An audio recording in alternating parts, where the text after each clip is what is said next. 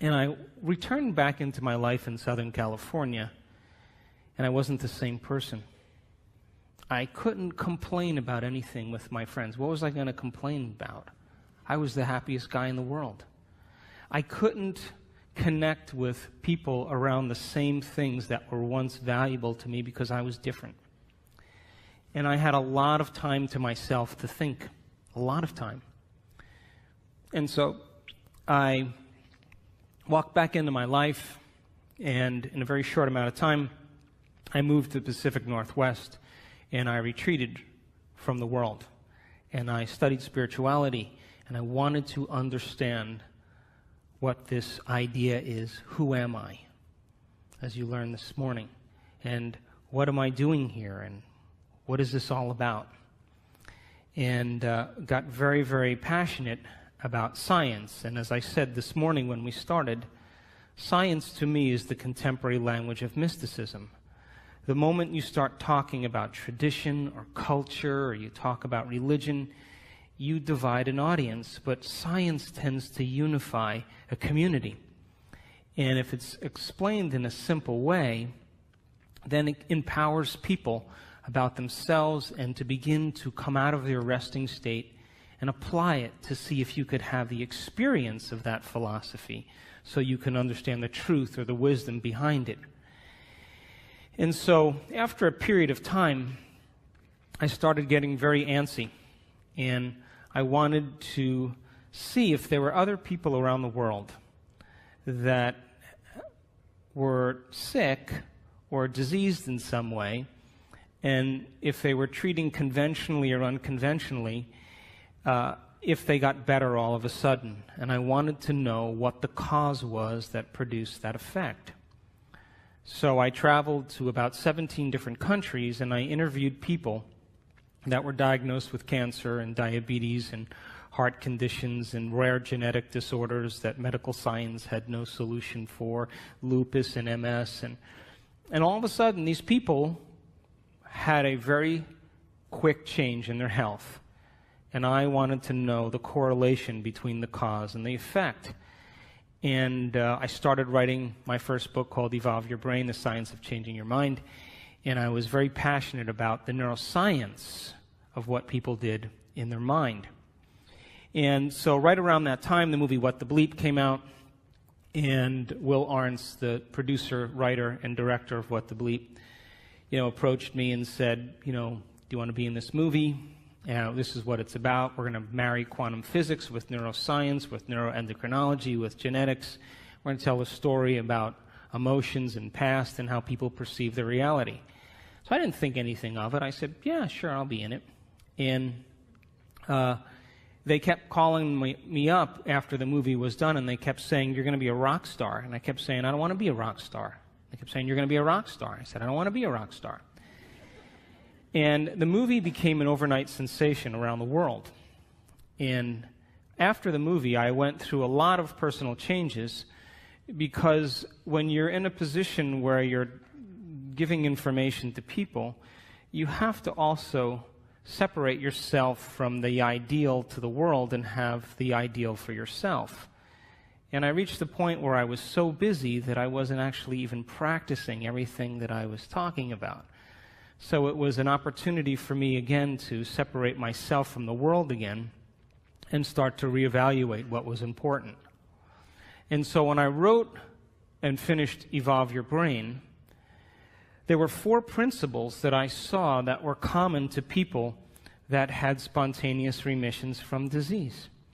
And the first one, of course, was that every single person that I interviewed absolutely knew and understood that there was an intelligence that was giving them life that they had to connect with, that they had to interact with and develop a two-way relationship with, that there is some unseen force, this power within us that's giving us life, and that they took time out of their busy day to begin to interact with it, to give it a plan and a template, and then open their heart and surrender it to a greater mind and ask it to resolve it in a way that was right for them.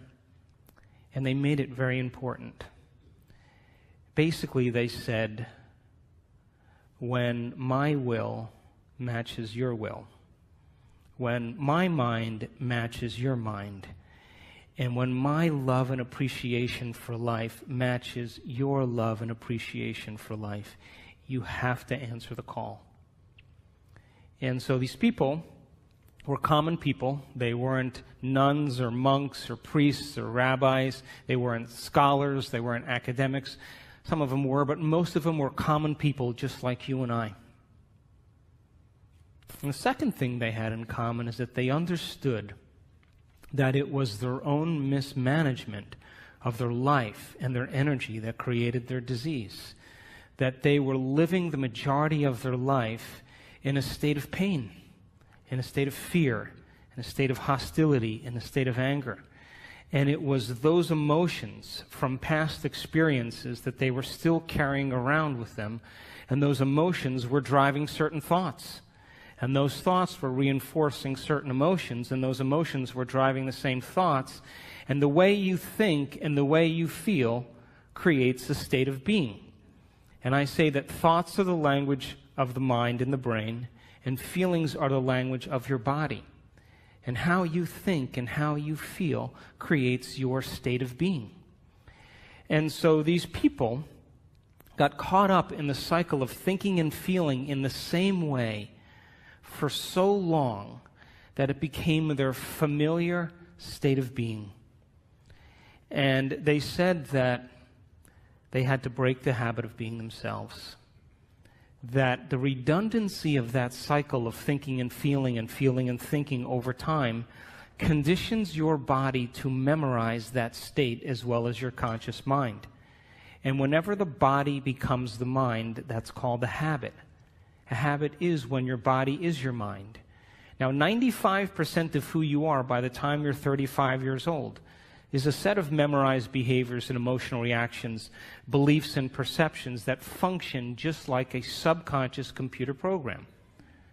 So when people get about the business of change, and they're going to use 5% of their conscious mind to go against 95% of what they've memorized subconsciously, for the most part, the moment the person has a stray thought or reacts to something in their environment, they return back to the same self, and the program begins to run again.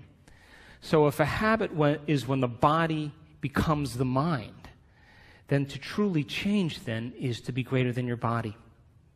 To be greater than the emotional memories and addictions and habits and behaviors that keep us restrained to the same self. Now, what I learned from these people is that when we go from the old self to the new self, we have to cross this river of change. And the moment we no longer think the same way, or no longer act the same way, or no longer feel the same way, the moment we begin to become conscious of our unconscious self, that's the moment we step in the river of change. And the moment we step in that river of change, we no longer feel like ourselves any longer.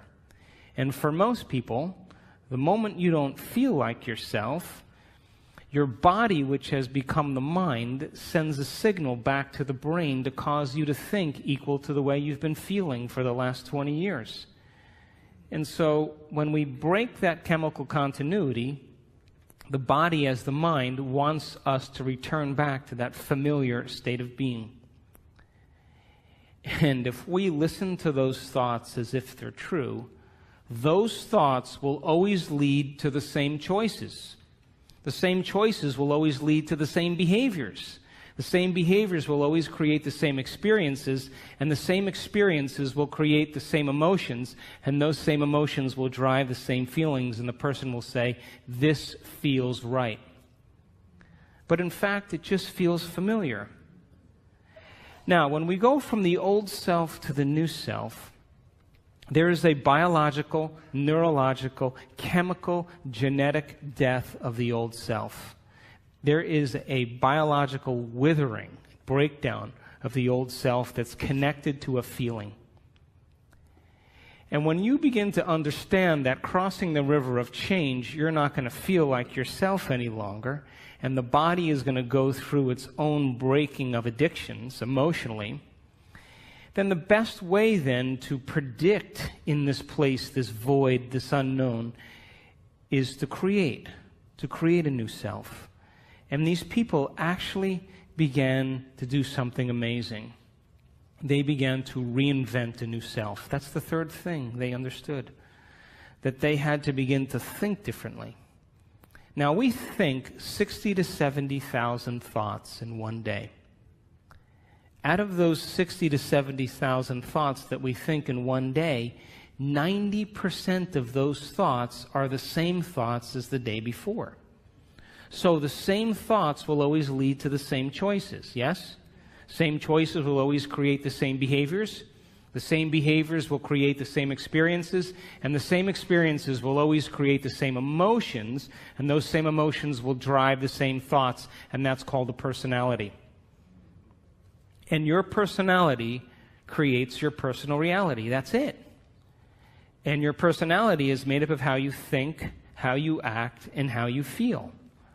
So the present personality who's sitting here today has created their present personal reality called their life. Which means then, if you wanted to create a new personal reality, then you would have to start to think about what you've been thinking about, yes? And change it, yes? And you would have to begin to pay attention to those habits and behaviors and become conscious of them, yes? And then you would have to look at the emotions that you've memorized that keep you connected to the past and ask yourself, are these emotions loving to me? And so I realized that most people try to create a new personal reality as the same personality, and it doesn't work. We literally have to become somebody else. So then you would have to agree with me then all this information that you're learning today would inspire new thoughts, yes? And new thoughts should lead to new choices, yes? And new choices should lead to new behaviors. And new behaviors should lead to new experiences. And then new experiences should create new emotions, yes? And new emotions should inspire new thoughts, and that's called evolution, yes? So then those emotions that Greg was talking about this morning, the majority of people in the Western world spend the majority of their life living by the hormones of stress. Now, stress is when your body's knocked out of homeostasis. The stress response is what your body innately does to return itself back to order. That's the first definition of resilience. Now, you have three types of stress. You have physical stress, like an injury, an accident, a fall, a trauma. You have chemical stress, like viruses and bacteria and blood sugar levels and heavy metals and hormones and foods and hangovers. And then you have emotional stress, right? Traffic jams and internet connections and second mortgages and single parenting and 401ks. And each one of those things knocks your brain and body out of balance. And all organisms in nature can tolerate short-term stress. If the deer gets chased by a pack of coyotes, if the deer outruns the coyotes, 15 minutes later it goes back to grazing and the stress is over. Human beings are different. We can turn on the stress response just by thought alone. You can begin to think about some future worst-case scenario, and because the privilege of human beings is that we can make thought more real than anything else, we can focus on that possibility to the exclusion of everything else. And you can knock your body out of physiological balance just by thought alone, and your body, as the unconscious mind, believes it's in that experience in the present moment. And we can unfold past bitter memories that are tattooed in the recesses of our gray matter, and like magic, we bring them to life, and in that moment, it's real. And so the hormones of stress long-term push the genetic buttons that create disease. And no organism can tolerate living in emergency mode for extended periods of time. So then think about this. You can turn on the stress response just by thought alone. How many people have done that? You've done that? It's called being human, right? And we know that the hormones of stress dysregulate and downregulate genes to create disease. So that means then your thoughts can make you sick. So here's my question. If your thoughts can make you sick, can your thoughts make you well? I'm talking to the right audience. So then, the hormones of stress, though, give the body and brain a rush of energy. And it's like a narcotic. It becomes a drug. And people become very addicted to the adrenaline and the stress hormones. And they use the problems and conditions in their life to reaffirm their emotional addiction so they can remember who they think they are. The bad relationship, the bad job, the terrible circumstances, all of that is in place because the person needs that to reaffirm their emotional addiction. Because God forbid they couldn't feel anything. So then if the hormones of stress become like a narcotic, and you can turn on the stress response just by thought alone, then we could become addicted to our own thoughts. How many people are still with me? So then if you become addicted to your own thoughts when it comes time to change, then you can understand then, just like an addict, the moment you're no longer thinking certain thoughts that are making certain chemicals for you to feel a certain way, and those feelings drive the same thoughts. You know, like if you have an insecure thought, you begin to feel insecure, right? Come on. And the moment you feel insecure, you're going to think more insecure thoughts, yes? And if you keep doing that for 20 or 30 years, it's going to feel pretty familiar, yeah? And then you're going to say, I am insecure. Well, whenever you say, I am anything, what you're saying is you're commanding your mind and body towards a destiny. So if the body has been conditioned to the mind of insecurity, don't you think then the moment you're no longer going to think insecure thoughts and fire and wire those circuits in your brain and then produce the blend of chemicals for you to feel that way, don't you know your body is going to do what? It's going to look back up at your brain and say, hey, I modified my receptor sites for you. We've been doing this for 20 years. I'm counting on those chemicals coming. Now you're just going to stop? And it's going to start sending signals back to the brain. And the hardest part about change is not making the same choice as you did the day before. And so these people understood that their 20 years of hatred, or their 30 years of anger, or their 15 years of fear or insecurity was the very reason that they were sick. And because feelings and emotions are the end product of past experiences, and we can remember experiences better because we can remember how they feel, if the environment signals the gene and the environment produces a chemical reaction, then as long as you're feeling the same way every single day, there's no new information coming from the environment, and you keep signaling the same gene. How many people are with me? So then the emotions of anger and aggression and hurt and hostility and hatred and prejudice and fear and anxiety and insecurity and hopelessness and powerlessness and depression, guilt and shame, those are all familiar emotions to us because we've experienced the events correlated with them. How many people are still with me? And it's those emotions that are derived from the hormones of stress. And if you keep knocking your body out of balance, that imbalance becomes the new balance, and you're headed for some type of disease. And these people began to realize that they had to change that. And when we react to something or someone in our life, there's always a change in our chemical state. We're altered in some way. And if you don't know how to control your emotional reaction to that event in your life, and that chemical refractory period continues for hours or days, that's called a mood. What's wrong with you? I'm in a mood. Oh, really? Why?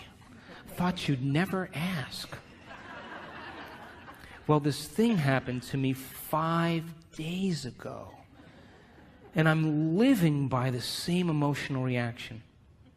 Now, if you keep that refractory period going on for weeks or months, that's called a temperament.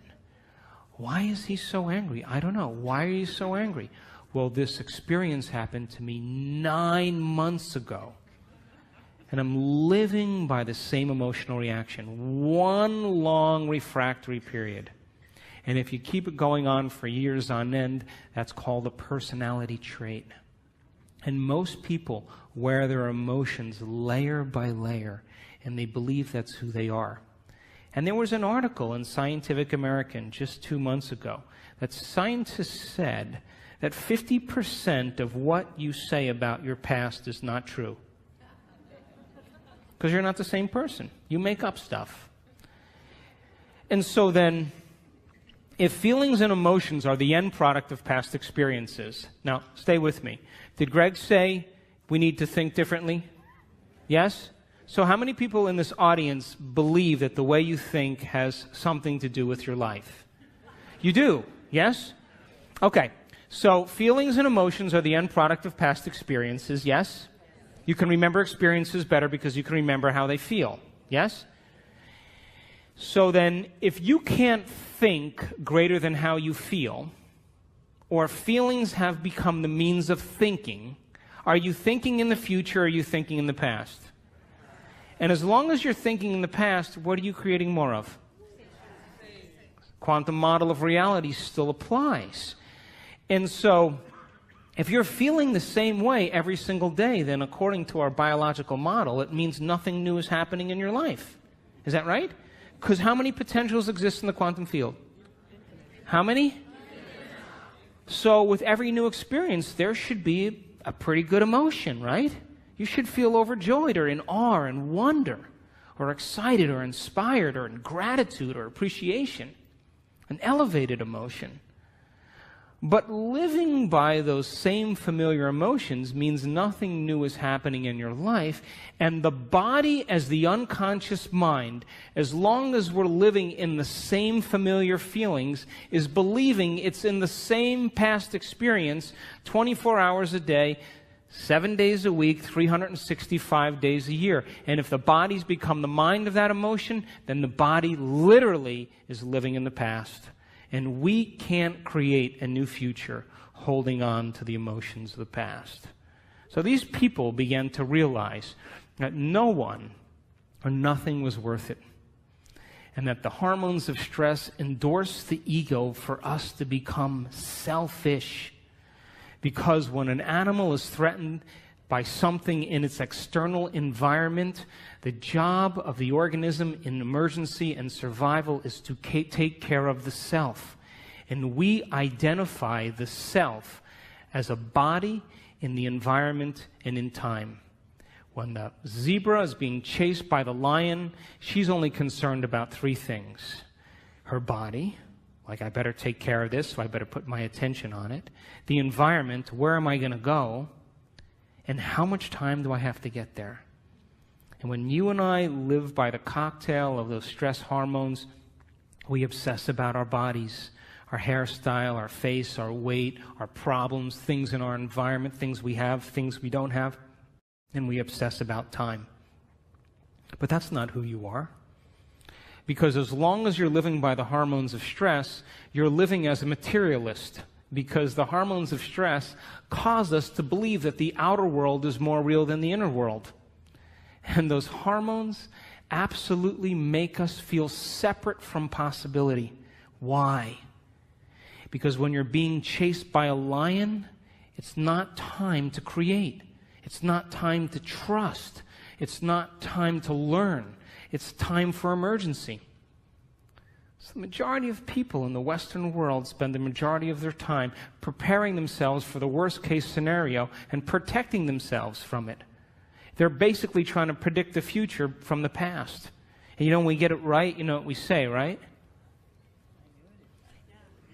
You need to hang out with me. See how smart I am? But what happens when it doesn't happen? That's called anxiety. That's called neurosis. It's called insomnia. And so when we live by the hormones of stress and we're defining reality by our senses, we become materialists because we feel separate from possibility, and all of our attention goes on our bodies, the environment, and time. Another way to say that is, from a quantum perspective, the atom is 99.9999% energy and information, and we're putting all of our attention on the particle, and we're missing out on possibility. And so these people had to hit a point of crisis where they finally started taking their attention off their outer world and started to ask themselves some bigger questions. Who am I? What is a greater expression of myself? What would I have to change to be happy? Who in history do I admire that I want to be like? And they began to contemplate and speculate and rehearse who they were going to be if they got better. And the mere process of thinking about who they were going to be began to change their brain. And when you marry a clear intention is a thoughtful process, with an elevated emotion, that's a heartfelt process, you move into a new state of being. And as they began to remind themselves every single day of who they no longer wanted to be, and they reminded themselves every day of who they did want to be, they began to cause their brain to fire in new sequences and new patterns and new combinations. And whenever you make your brain work differently, you're changing your mind. Because according to neuroscience, mind is the brain in action. Mind is the brain at work. So they reminded themselves every day of who they wanted to be, and they began to fire and wire new circuits in their brain that became the very platform or the foundation of who they would become. But here's the point. They said, I'm not getting up from this meditation until I feel like that person. Now, the privilege of being a human being is that we can make thought more real than anything else. And when the thought in their mind became the experience, their heart began to open, and their body, as the unconscious mind, began to believe it was in that new future, in the present moment, and they were literally signaling new genes in new ways ahead of the environment. And as they began to fall in love with themselves and gave thanks before it was made manifest, the emotional signature of gratitude means the event has already happened. And so now they were giving their body a taste or a sampling of the future in the present moment. And every day they did it over and over again. And they were unmemorizing emotions that kept them connected to the old self. And they were reconditioning the body to a new mind and to a new emotion. And that heart of theirs began to open. And they went from selfish to selfless. And they moved from a state of survival to a state of creation. And when they were no longer thinking and feeling in the same way, they moved into the fourth quality. They had long moments where they lost track of time and space. What they were doing in their inner world became so real to them that when they opened their eyes, they thought it would be 20 minutes later, and it was an hour and 20 minutes later. And when they did that, that magnificent forebrain, the crowning achievement of the human being, the frontal lobe, the creative center, it has connections to all other parts of your brain. And when you're asking open-ended questions like, what would it be like? How would it have to be? The frontal lobe, like a great symphony leader, looks out of the landscape of the entire brain and it begins to select different networks of neurons and seamlessly pieces them together to create a new mind. And the moment the brain begins to fire in tandem, the frontal lobe creates a picture. And that picture is called an intention. And when you can make that picture more real than anything else, and you begin to feel inspired by it, your body's no longer living in the past. Now it's living in the future. And every day, as they no longer fired and wired the same circuits in their brain and emotionally signaled the same genes in the same way, they were moving into stasis. And then they began to reverse the process. And a new state of being is a new personality. And a new personality creates a new personal reality. So, after I wrote Evolve Your Brain, and after What the Bleep, you know the most common question people asked when I was traveling around the world? How do you do it?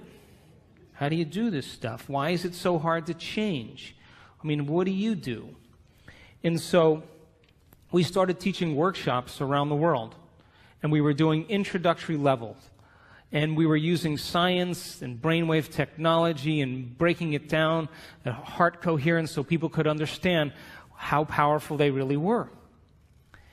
And so we started teaching these workshops after What the Bleep, and for the first year and about 3 or 4 months, guess what happened? Nothing. I don't know if if it was me or just whatever it was, but there wasn't a lot happening. And then after about a year and a half or so, we started getting these emails. You know, people coming to the events, and the first line of every email was always the same. You're not going to believe this. My 20 years of hatred towards my father, I just decided I didn't want to hate any longer, and my acid reflux went away. What do you know? Did I signal a new gene in a new way? And people started to correlate what they were doing. They were actually practicing it consistently, not as something that they had to do, but something that they wanted to do, because they believed it was possible. And if you knew that you were a creator of reality, that your thoughts have something to do with your destiny, if you knew that on a gut level, would you ever miss a day? Never miss a day. And would you ever let a thought slip by your awareness that you didn't want to experience? And so when we started seeing the feedback started to come in, people started saying, hey, I'm feeling better, things are starting to happen in my life. That was, for me, the most important point in my career, because I knew on some level that we were making a difference in people's lives.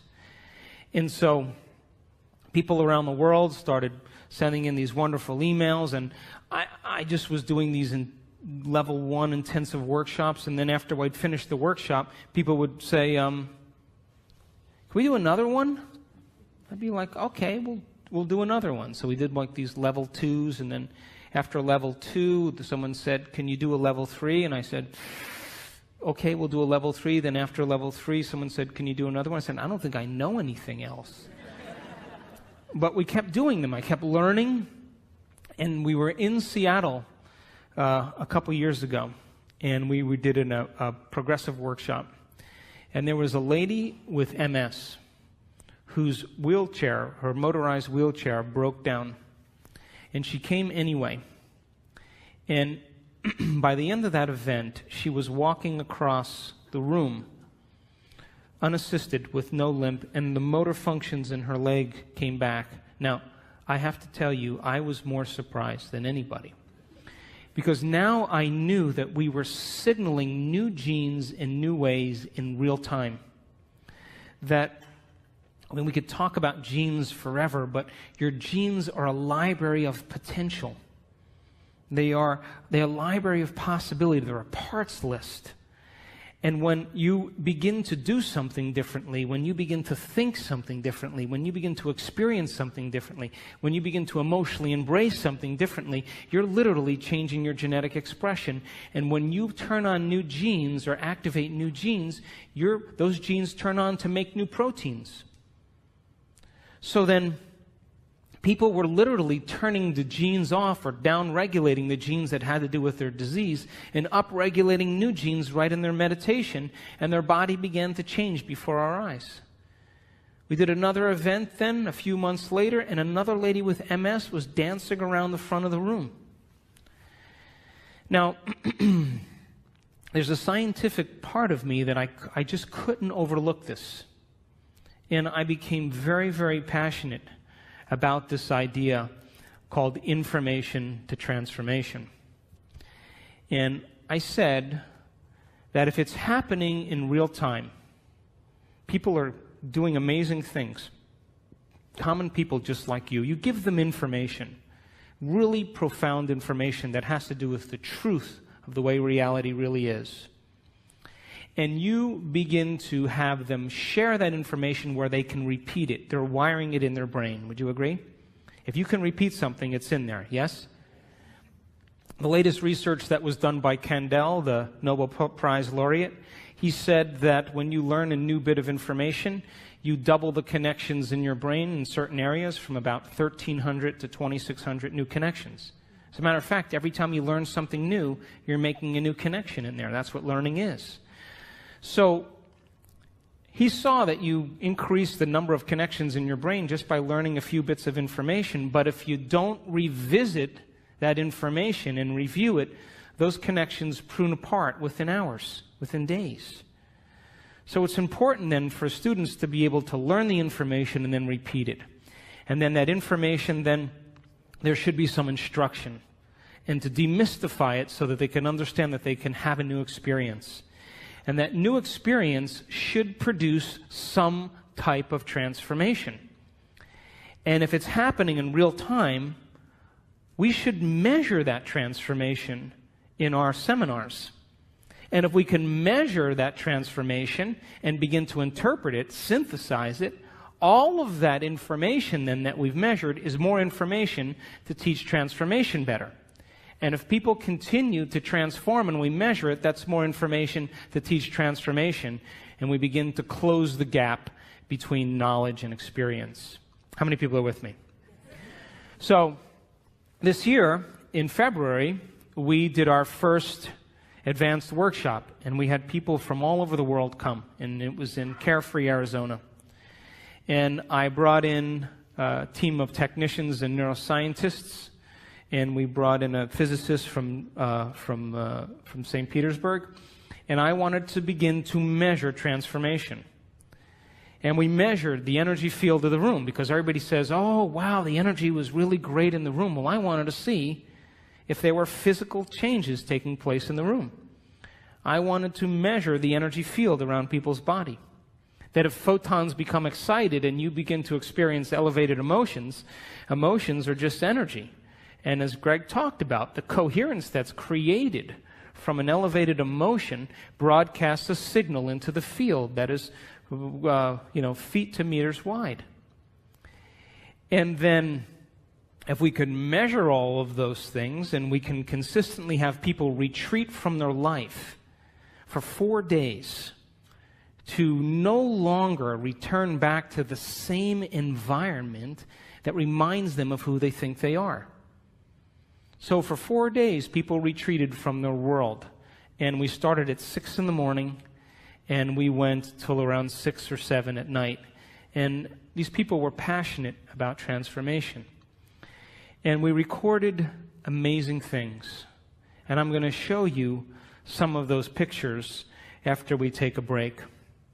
But it begs the question then, if your personality creates your personal reality, and you walk back into your life every single day, and you see the same people, and you go to the same places, and you do the same things at the exact same time, then it's your external environment that's turning on different circuits in your brain, causing you to think equal to everything that you know.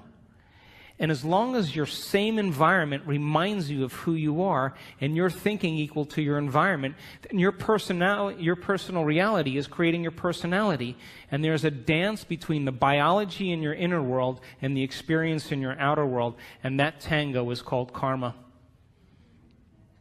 So then to change then is to be greater than your environment, to be greater than the conditions in your world, to be greater than the circumstances in your life. And every great person in history knew this, whether it was William Wallace or Mahatma Gandhi or Joan of Arc or Martin Luther King, the Wright brothers, to have a vision, an idea, a dream, and to begin to no longer keep doing the same things, as Greg said. Because all of the adversity in our life is to initiate us into greatness. It's to call out something greater in us. And so these people retreated from their life for 4 days, and they took away the constant stimulation that reminded them of who they were long enough to change their brain and body to be ahead of their environment. And so we measured some amazing things in these people. We saw people with chronic diseases all of a sudden have normal bodies again. We've had people in our work that were diagnosed with rare genetic disorders. My thinking was, if I knew the things from the people that had spontaneous remissions that I studied, what those commonalities were, we should be able to reproduce them, right? So that's why we developed the model of transformation in our workshops. I just did what people already knew how to do and just used the science to explain it. But we had to get people to reproduce it, because anything that's repeatable is a scientific law, or verges on a scientific law. So I wanted to see if we kept doing it, if we were able to produce some type of consistent change. And we started to see some pretty amazing things take place. We did a second event in July of this year, and we partnered with HeartMath Institute, and people wore the monitors for 24 hours, and we were measuring heart coherence with brain coherence. And I'll show you some pictures of some amazing people that sustained heart coherence for hours. It became a skill. As Greg said, once you know how to do it, you know how to do it. So when we live by the hormones of stress and all of the energy goes to these hormonal centers and away from the heart, of course the heart is going to be the first organ that's starved of energy. And when we live by the hormones of stress, we will always try to force the outcome. We'll always try to push and make it happen, because we are matter trying to change matter. And one of the things I learned in studying people that did amazing things in these workshops is I watched a lady for a whole hour. I watched her brain on the scan, and her brain was working so hard. And as I watched it over and over again, watched it over and over again, watched it over and over again, the more she tried to change, the worse her brain got. And I went up to her afterwards and I said, how was that for you? And she said, I had the worst meditation of my life. And something clicked in me in that moment, and I knew that most of us, we try to use our brain to change our brain. We try to use the ego to change the ego. We try to use the program to change the program, and it only endorses it. And in that moment, something clicked, and I knew that they had to become pure consciousness, that they had to get beyond their body, get beyond their environment, and get beyond time. Because when you become pure consciousness, and we have all the biological and neurological machinery to do this, by the way, you come preloaded with everything you need. You don't need anything else. That when you forget about yourself, when you become nobody, no one, no thing, nowhere, no time, and you become pure consciousness, a thought impossibility. The moment you are consciousness, now you have dominion over your body. Now you can change something in your environment, and now you can create some future time. And the moment we saw people become pure consciousness, and we will talk about that after the break, the brain naturally gets organized. The hormones of stress, when we are under the gun of the fight or flight nervous system, the brain and the heart move out of rhythm. It's like a group of people playing the drums all at the same time with no rhythm. It's noise. And that's what happens to the neural network in the heart and the neural networks in the brain. And they actually, if you saw the brain on a functional scan, it begins to compartmentalize. Different compartments of the brain are no longer communicating with each other because different communities are saying, hey, it's not a time to communicate now. There's a tiger on our back here. We got to run. And so the long-term effects of stress causes the brain to move into what's called high beta brainwave patterns, like driving your sports car in first gear. And different compartments of the brain no longer communicate with each other. And if you were to measure that on a brain scan, it's very erratic patterns. The moment you become pure consciousness, you forget about yourself. That's my definition of creation. The moment that happens, the brain goes, thank God he's out of the way. Now I can get organized again. The operator is finally gone for a few minutes. And we started in that event, in that February event, teaching people how to become pure consciousness. And when that happened, we saw their hearts get highly coherent. We saw their brains get highly coherent. And it's kind of an irony. If you want to change something about your body, you got to forget about your body.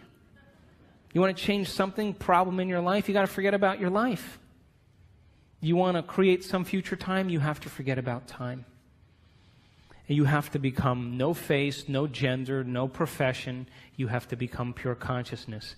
And we saw it over and over again that 91% of our people that had their brains scanned in our first event had a more than 80% change in their brain for the better.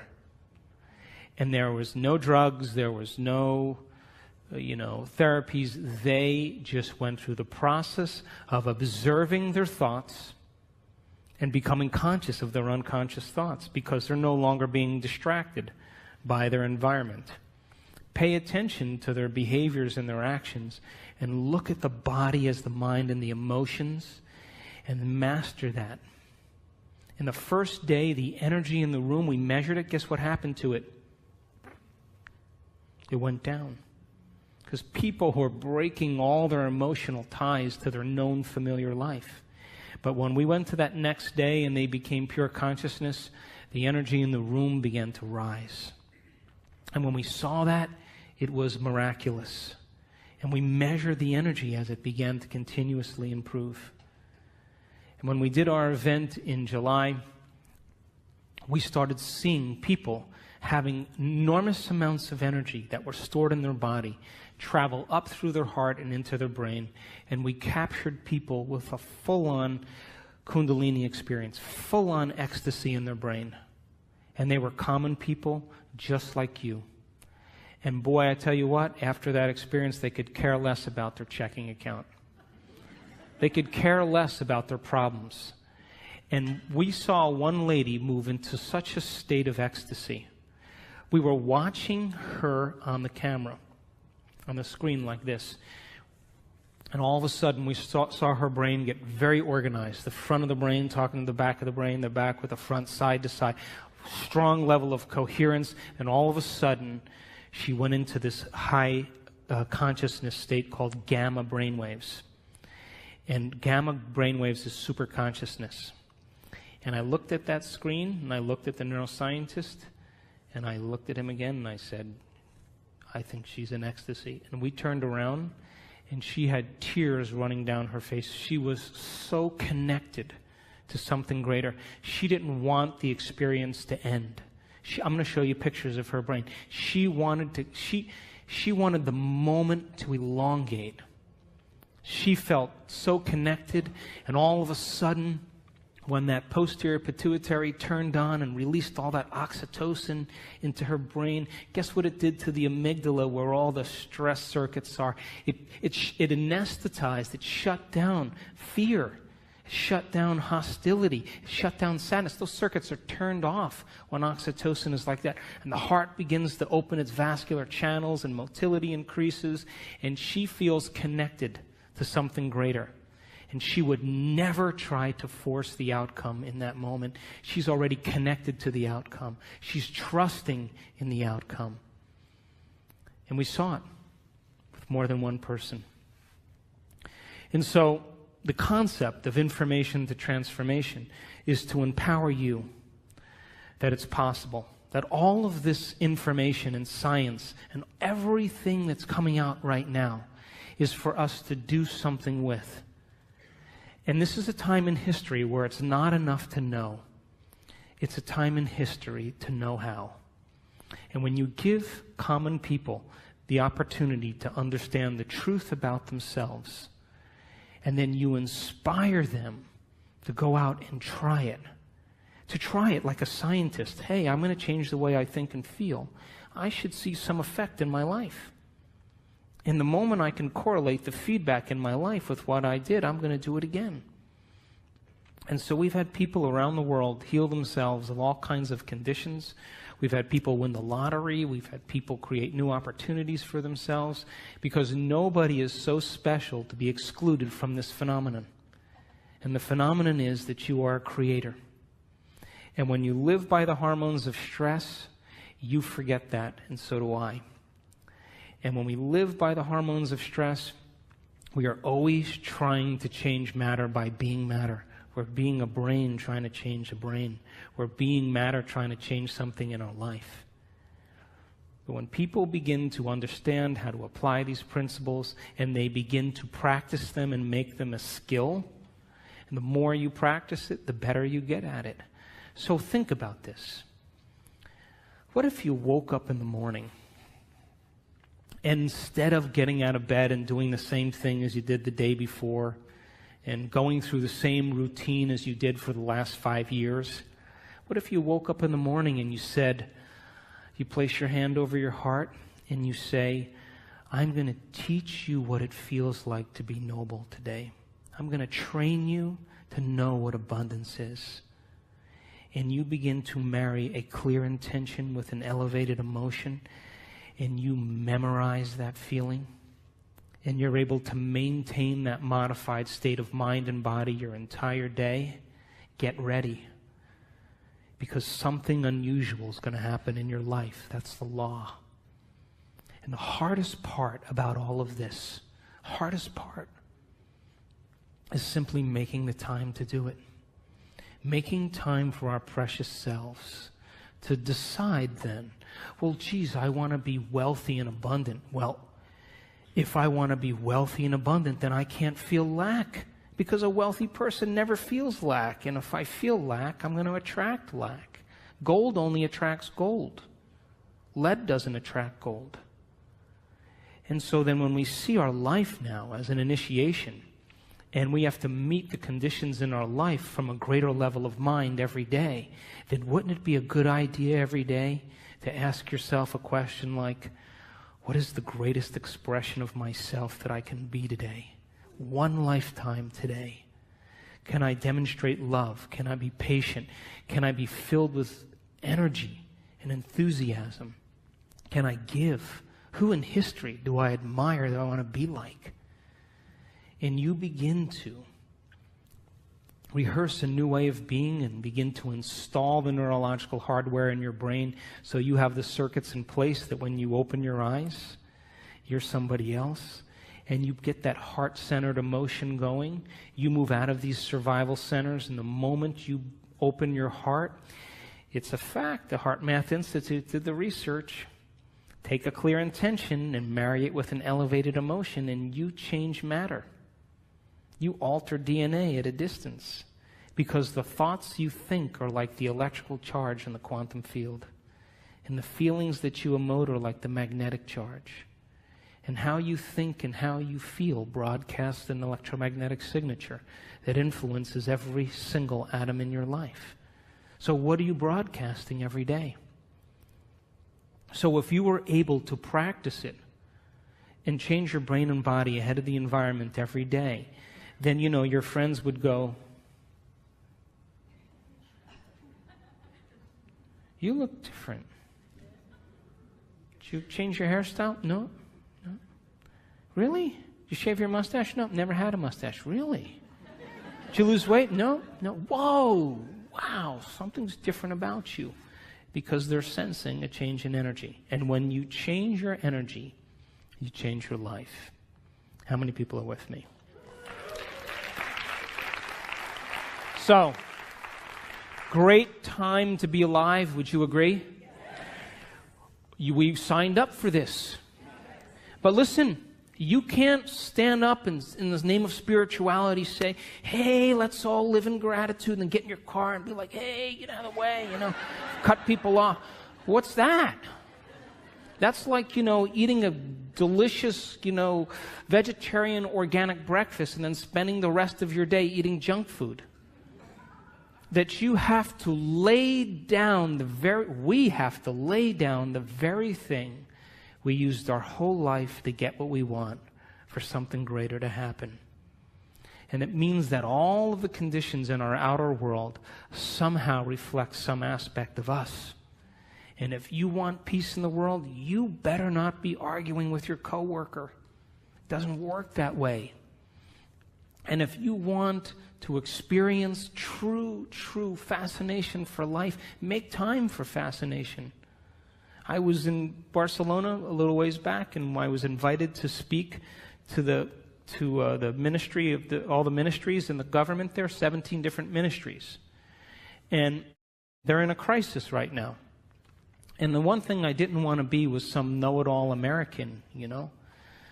And I said, how do you become supernatural? You got to start doing what's unnatural. When there's a crisis and everybody is in lack, that's the time to give. When everybody else is in fear, that's the time to demonstrate courage. When everybody else is hostile and judging, that's the time to show compassion. And if we can continuously do, over and over again, what is so unnatural, sooner or later will become supernatural. Wouldn't you agree? So then if you're working on your anger and your frustration, and I'm working on my fear and my anxiety and my judgment, and I'm taking care of me and you're taking care of you, then everybody was doing that, we would sooner or later start to see some change in the world. Yes? So then we have to begin to start somewhere. And the place we start then is looking within and beginning to look at some of those emotions that keep us anchored to the past, that literally begin to break us down. And if a person can move into an elevated state of being every day, and they understand that they're signaling new genes just by doing that, just by doing it. If you have that understanding, you will produce greater results.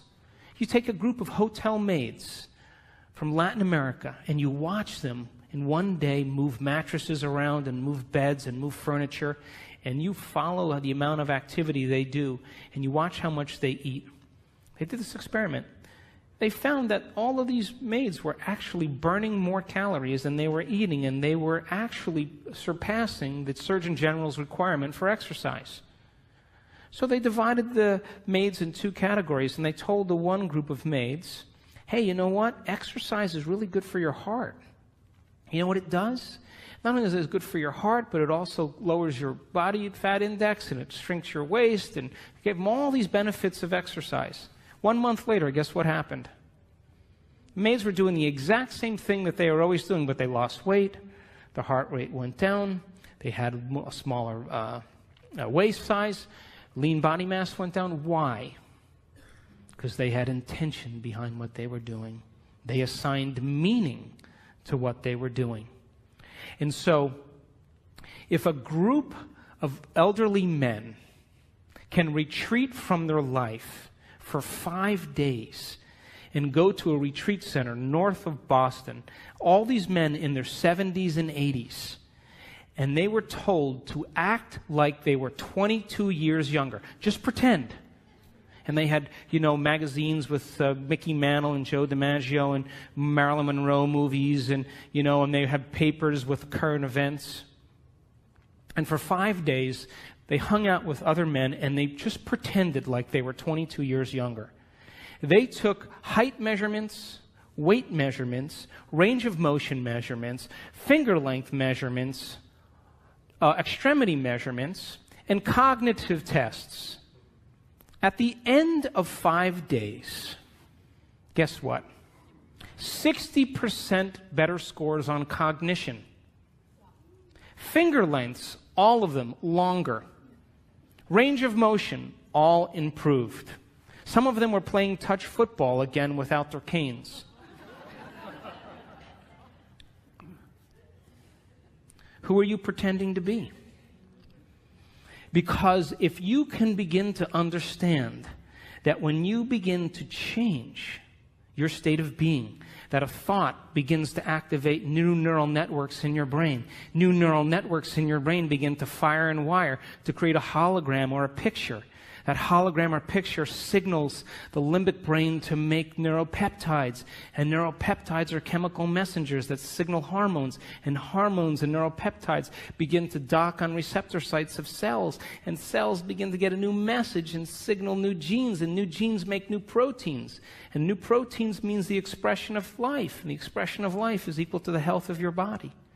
Just by changing a thought.